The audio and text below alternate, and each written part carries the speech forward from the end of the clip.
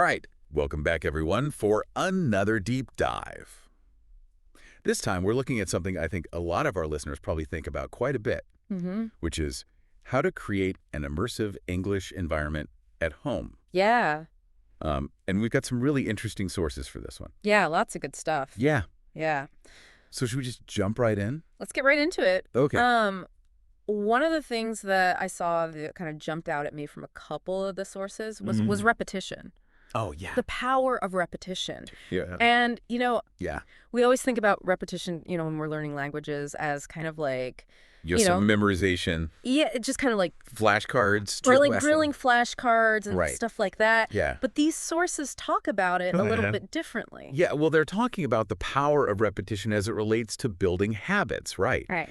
And so if you think about it, all of us. We have these routines that we go through in our day, things that we do automatically, like brushing our teeth, Right. or making coffee, or, Cooking dinner. cooking dinner. Yeah. And if we can figure out ways to incorporate the language that we're learning into those already existing routines, it becomes so much easier because we're not having to think about, oh, I need to set aside this time for studying. Right. You're just sort of doing it as you go about your day. So you're kind of like tricking your brain into learning. Yeah. Exactly. Because if you think about it too, yeah. little kids, they don't learn languages. Right. Right. By sitting down with a textbook. Sitting down with a textbook, right? No, not at all.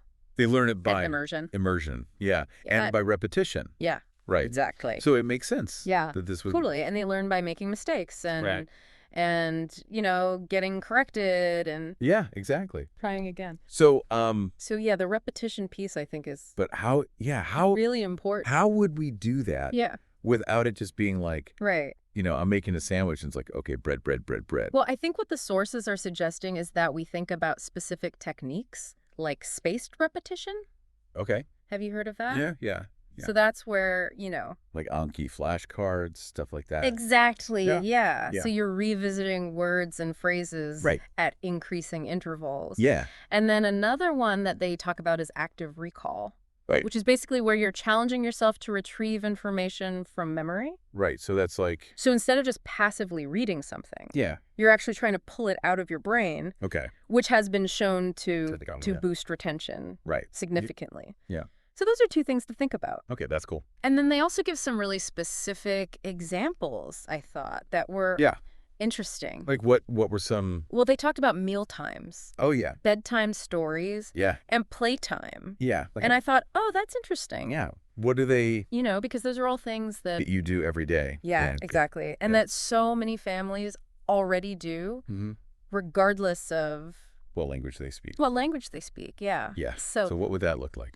Well, with meal times, instead of just, like you were saying, naming the food over and over again. Right. You could talk about how the food is prepared. Oh, okay. You could ask your family what they like about the meal in English. Oh, okay. You could even read a recipe aloud together. Okay. Things like that. Right. And I guess with bedtime stories, it's kind of obvious, right? Yeah, that one's a little more obvious. But I think... but it's still good to... It is good to remind people. Yeah. That it's a great way to introduce new vocabulary and sentence structures. Yeah. And you can adapt the complexity depending on the level of the listener. Yeah. Right. So, if you have a very young child, you might be reading very simple stories. Right. But if you have an older child or even an adult learner, you could be reading more complex stories. Yeah. Yeah. And then with playtime, it could be as simple as naming toys in English or incorporating English phrases into the games that you're playing. Okay. So, I like that. So it's kind of like, if you already do these things, then you just kind of have to figure out how to tweak. Exactly. It's about finding those natural opportunities, those entry points where the language can flow naturally. Right. Without it feeling forced or overwhelming. Yeah. Okay. I like that. Yeah. Okay. So then this next one was a little bit more... out there. Out there, yeah. Yeah. Which was the English-only zone. I know. This one I feel like can be a little bit controversial. Well, I don't even know how practical it is, Right. Like if you have a family. Yeah. And especially not everybody is learning. If not everyone in the family is on board. Right. Yeah, it could be a little tricky. But I thought it was an interesting idea. I mean, the basic idea is that you kind of create this space Yeah. That's like an English island, so to speak. An English island. I love this. Yeah, where you just only speak English. Right. But I can imagine if you tried to do that with a family, Right. that could go south pretty quickly. It could definitely backfire. Yeah. Yeah. But I think the idea behind it, Yeah. it's interesting. What do you think the idea behind it is? Well, it's this idea of forced immersion, right? Where you're basically putting yourself in a situation where you have to... You have no other choice. You have no other choice but to use English. Right, yeah. So it's kind of like if you were to, move to another country. go to another country. And you didn't speak the language. Right, exactly. You're going to have to figure it out. Sink or swim. Sink or swim, yeah. Yeah, okay. So I think that's the idea. I like that. But like you said, it's not always practical. But how do you make that fun, too? Right. Like, Yeah, that's the other piece. you don't want it to feel like Right. like a chore or like a punishment. yeah, like a punishment, right? Exactly. So how do these sources say to make that fun? Well, they talk about, framing it as a game or a Okay. challenge. Right. So, maybe you have a family game night Mm-hmm. and you say, okay, for this game night, Yeah. English is the official language. Okay. Or you designate a certain area of the house, Like the kitchen. like the kitchen, Yeah. as an English-only zone while you're cooking together. Oh, I like that. Or maybe it's just the dinner table, Yeah. just for the duration of the meal. Okay, yeah. So I think it's about... That makes it seem a little bit more Yeah. doable. Exactly. Yeah. It's about finding those little pockets of time and Yeah. space where you can create that immersive environment Right. without it being too disruptive to the rest of the family. And it's more like, Right. it's like a It's like a shared group activity. experience. Yeah, exactly. Okay, cool.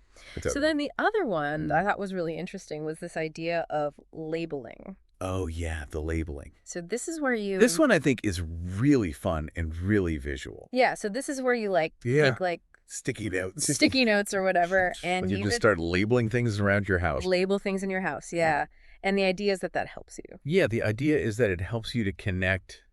Remember the word. Yeah, to connect the written word with the physical object. Mhm. So you're creating this multi-sensory experience Right. that helps to solidify the memory. Yeah. Because Yeah, it's also that's- just fun. It's kind of like turning your house into a big...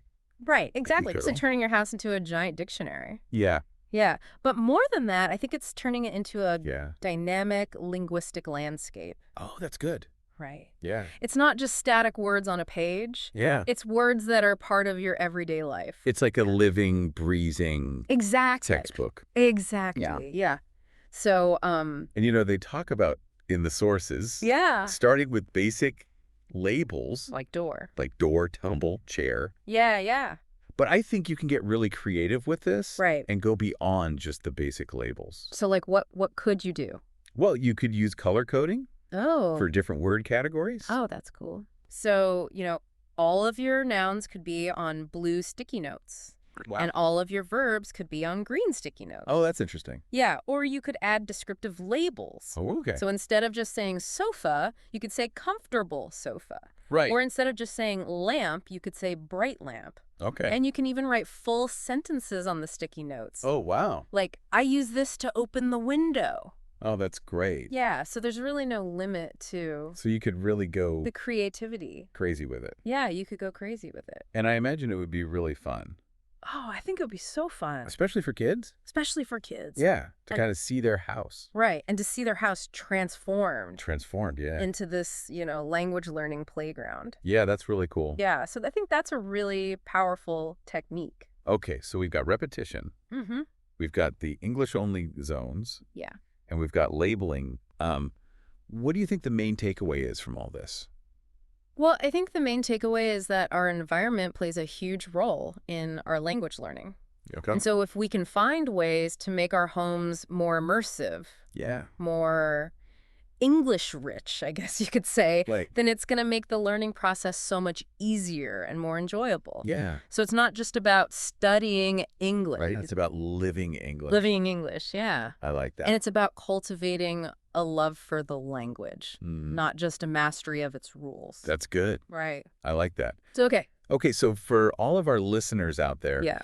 what would you What advice would you give? what advice would you give them for For getting started with all of this, yeah. I would say start small. Okay. Pick one technique Okay. that resonates with you Yeah.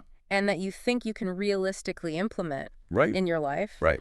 And just focus on that for a while. Don't try to do everything at once. Yeah. Because that's just going to be overwhelming. Right. Yeah. So start small, stay consistent, Mm-hmm. and most importantly, Yeah. have fun with it. Have fun with it. Yeah. Yeah, because if you're not having fun, Right. you're not going to stick with it. Right. So make it enjoyable for yourself. Awesome. Yeah. Great advice.